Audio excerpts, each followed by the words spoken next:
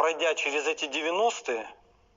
через эти 90-е, у народа очень все это негативно отложилось. Тут появляется Путин. На дармовых нефтяных деньгах, когда бочка стоила больше сотни за баррель, Да. он начинает скидывать именно крохи со стола в бюджет.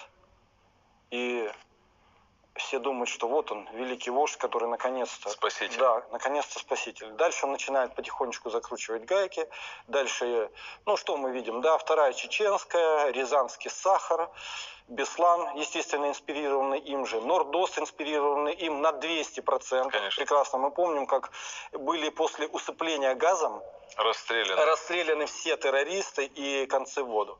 Мы же все это прекрасно понимаем, для чего это делается. После этого была неудавшаяся Болотная, да, и все. И люди переели телевизора, из которого им вещали о том, что мы великая страна, да, что Запад нас